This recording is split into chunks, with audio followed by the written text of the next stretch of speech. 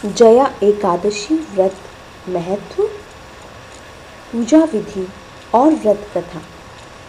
जया एकादशी व्रत माघ मास की शुक्ल पक्ष की एकादशी को किया जाता है। इस तिथि को भगवान केशव की पुष्प, जल, अक्षत, रोली और सुगंधित पदार्थों से पूजन किया जाता है। जया एकादशी के दिन व्रत कर श्री कृष्ण की आरती की जाती है। भगवान को भोग लगाए गए प्रसाद को बांटकर स्वयं भी खाया जाता है। यह एकादशी सभी पापों को हरने वाली और उत्तम कही गई है। पवित्र होने के कारण यह उपवासक के सभी पापों का नाश करती है तथा इसका प्रत्येक वर्ष व्रत करने से मनुष्य को भोग और मोक्ष की प्राप्ति होती है। यहाँ तक कि इस एकादशी को ब्रह्म हत्या जैसे पापों से भी मुक्ति मिलती है। जया एकादशी व्रत विधि। इस व्रत में श्री भगवान विष्णु जी का पूजन किया जाता है, परंतु जया एकादशी में श्री केशव के साथ साथ श्री विष्णु जी का भी पूजन करना चाहिए।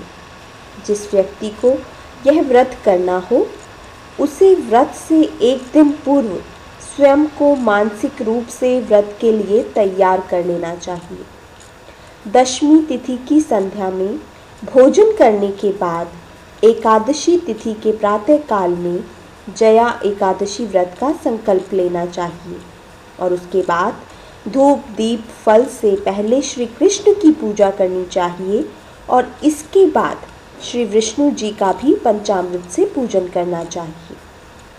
पूरे दिन व्रत करें और रात्रि में जागरण करने का विधि विधान है। विष्णु सहस्त्र नाम का पाठ करते हुए पूरी रात्रि जागरण करना शुभ होता है।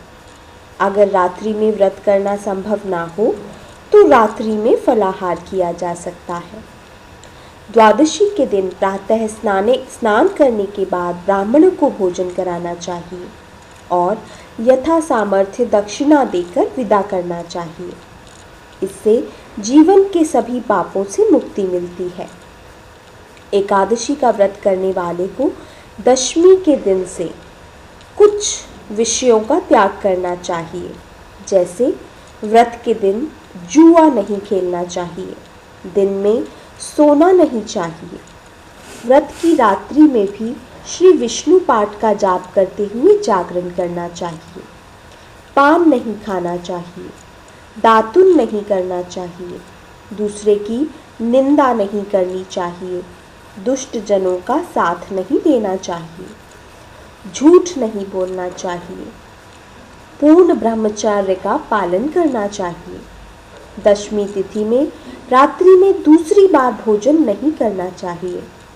इसके अतिरिक्त शहद, शाक, करोंदो, चना, मसूर की दाल, मांस, जौ आदि का सेवन नहीं करना चाहिए। जया एकादशी व्रत कथा। एक समय की बात है, इंद्र की सभा में एक गंधर्व गीत गा रहा था, परंतु उसका मन अपनी प्रिया को याद कर रहा था। इस कारण से गाते समय उसकी लय बिगड़ गई। इस पर इंद्र ने क्रोधित होकर उसे श्राप दे दिया कि तू जिसकी याद में खोया है वह राक्षसी हो जाए। देव इंद्र की बात सुनकर गंधर्व ने अपनी गलती के लिए इंद्र से क्षमा मांगी और देव से विनती की कि वे अपना श्राप वापस ले लें, परंतु देवेंद्र पर उसकी प्रार्थना का कोई असर न हुआ।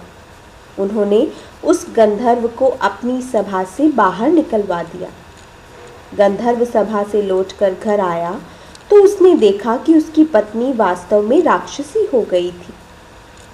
अपनी पत्नी को शाप मुक्त करने के लिए गंधर्व ने कई यत्न किए, परंतु उसे कोई सफलता नहीं मिली।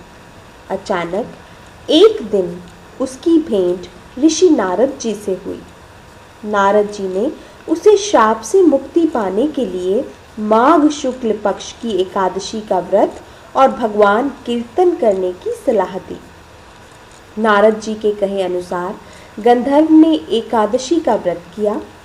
व्रत के शुभ प्रभाव से उसकी पत्नी राक्षसी देह से छूट गई।